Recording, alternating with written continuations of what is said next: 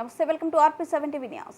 ఆర్మూర్ నియోజకవర్గం నందిపేట మండలంలోని 1LK గ్రామంలో ఎత్తిపోతల పథక అవగాహన సదస్సు నిర్వహించారు. ఈ కార్యక్రమంలో ఆర్మూర్ శాసనసభ్యులు పైడి రాకేష్ రెడ్డి, ఆర్మూర్ నియోజకవర్గ పలు గ్రామాలు మరియు ముతోల్ నియోజకవర్గ లోకేశ్వరం, ముతోల్, బాసర మండలాల ఆయా గ్రామాల రైతులు పాల్గొన్నారు.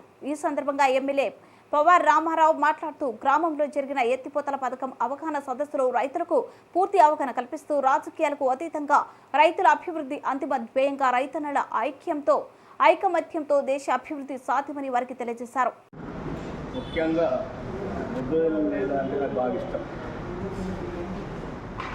న్యాయం నిలిచింది, ధర్మం గెలిచింది కాబట్టి ఆ నేలంటే మీ చేతులంటే మీ ఊళ్ళో అందరి పాదాలకు మళ్ళీ ఒకసారి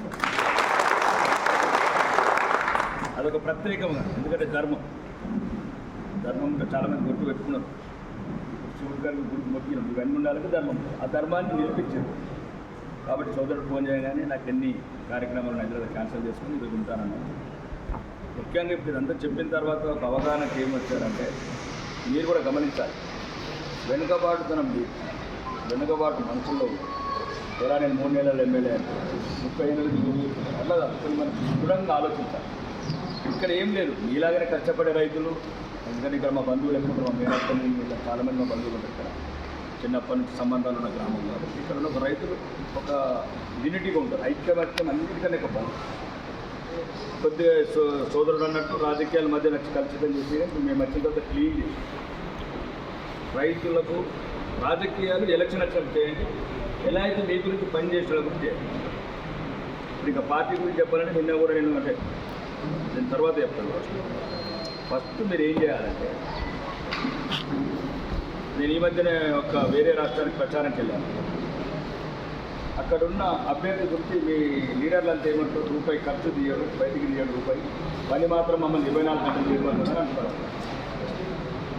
పెద్ద రాష్ట్ర స్థాయి నాయకుల గురించి. నేనేమన్నానంటే కరెక్టే, గెలిచిన తర్వాత ఒక రూపాయి తినద్దని చెప్పాలి. ఇక్కడ రూపాయి ఖర్చు పెట్టకుండా గెలాలనుకున్నప్పుడు లేకపోతే అలా భావాన్ని కార్లో కూర్చోబెట్టుకోవద్దాం, అలా కొడుకు ఫేవర్లు చేద్దాం.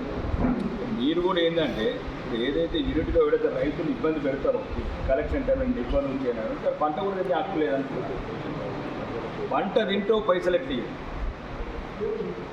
అందరూ అన్నట్టు అదే గవర్నమెంట్ చాలా దూరంలో ఉంది, ముఖ్యంగా పేదవాళ్ళకు చాలా దూరంలో ఉంది, రైతులకు సమస్యలకు దూరం ఉంది. హైటెక్ సిటీ, కోకాపేట లాంటి ఇమీడియట్ శాంక్షన్స్ అయిపోతాయి. మీరు ఇప్పుడు అన్నట్టు మోటార్ రిపేర్ అయింది, అది రావాలంటే 2-3 ఏళ్ళు పడుతుంది. మాదే నిన్న కూడా 8 సంవత్సరాలు తల్లివేదా, వారం రోజులకు మోటార్ పని చేస్తలేదు, 2 పని చేస్తే ఎండిపోతుంది. హైదరాబాద్కి ఫోన్ చేస్తే వాళ్ళే పడతారు, ఎస్సీకి ఫోన్ చేస్తే మేము చూస్తాం సార్ అంటారు, అప్పటి లోపల అయిపోతుంది. కాబట్టి రైతులు ఒకరికొకరు కావాలి. ముఖ్యంగా మీ దాంట్లో ఐక్యమత్యమే మిమ్మల్ని కాపాడుతుంది. మీరు అన్నీ గమనించండి. పార్టీ లేదండి, పార్టీలు ఏ పార్టీలోనే ఉండండి, ఇష్టం పార్టీలో ఉన్నదంటే ధర్మం వైపు నిలబడండి. ఎప్పుడైతే మీకు ప్రమాదం వస్తే ధర్మం ఒకవైపు, కానీ అభివృద్ధి రైతుకి ఏముంటుంది, పల్లెలలో ఉదయం నుంచి రాత్రి వరకు 5 ఎకరాలు 10 ఎకరాలు కొన్ని దగ్గర ఉంటే కొద్దిగా ఎక్కువ ఉండదు, కానీ మొత్తం జీవితాంతం కష్టపడుతూనే ఉంటారు. ఏమంటే ఏదో వ్యాపారాలు చేసుకుంటారు, 2 కోట్ల కార్లలో తిరుగుతున్నాం, 10 కోట్లు 20 కోట్ల ఇళ్ళల్లో ఉంటున్నాం, ఏదో పోయిన జన్మలో చేసామో మీలాంటి వాళ్ళందరూ ఆశీర్వాదం ఇలా. కానీ రైతు మిమ్మల్ని మీరు గమనించాల్సింది ఏంటంటే, మీరు పట్టే కష్టాలు మనం మీ భవిష్యత్తు రాతారు. ఎండనక వాననక ఈ రకాల కష్టాలు పడుతున్నారు, మీ భవిష్యత్ తరాలు కష్టాలు పడుతున్నారు. మీ పిల్లలు మా పిల్లల్లాగానే ఇంటర్నేషనల్ స్కూల్లో చదువుకోవాలి, మీ పిల్లలు మా పిల్లల్లాగానే అమెరికా పోవాలి. అంటే మీరు ఒకటి మిమ్మల్ని ఐకమత్యం ఉంది. ఏదైనా స్థానిక సమస్యలు కులమతాంతో కులపిచ్చి కూడా తగ్గించుకోండి. ఈ గ్రామాలలో ఎక్కువ సమస్యలు వస్తున్నాయి ఏంటంటే కులం వల్ల వస్తుంది. కులం ఉంచుకోలేదు, దాన్ని మనం మార్చలేదు, మనం అక్కడ తీసుకురాలేదు, పోలేకపోలేదు. ఈ గ్రామాలు డెవలప్ కావాలి. ముఖ్యంగా అంటే ఈ కుల పిచ్చి తగ్గాలి. కులం ఉండదని అంటలేదు, కుల పిచ్చి తగ్గించుకోండి. మనుషులందరం ఒకటి, హిందువులందరం ఒకటి, ధర్మం ఒకటి. ముందు ఐక్యత ఉంది. హిందూ ధర్మానికి కూడా ప్రమాదమే కులం. నేను ఎక్క కులము, నువ్వు తక్క కులం, కులం అవుతుంది అంతే, అంత సమానం. అది రెడ్డి కావచ్చు, అది మాదిగా కావచ్చు, అది కమ్మరు కావచ్చు, ఇది కుమరు. కులం అనేది ఉన్నది తప్ప ధర్మం ప్రకారం హిందువుల మందరం ఒకటి భావనతో వెలగండి పల్లెటూళ్ళలో. ఈ రైతులకి ఏదైతే మీరు అంటున్నారో ఇక్కడ పద్ధతులు కొన్ని తీసుకోండి. మంచి పద్ధతులు పనులకి అంటే ఎకరానికి 40,000 పంట పండించిన 1000 రూపాయలు చేయకుండా. ఎందుకంటే రైతులు కూడా మీరు కూడా ఆలోచించండి. అక్కడ మీ ప్రాంతంలో సుమారు ఒక 25 క్వింటాలు ఎంత 40 బస్తాలు వస్తుంది.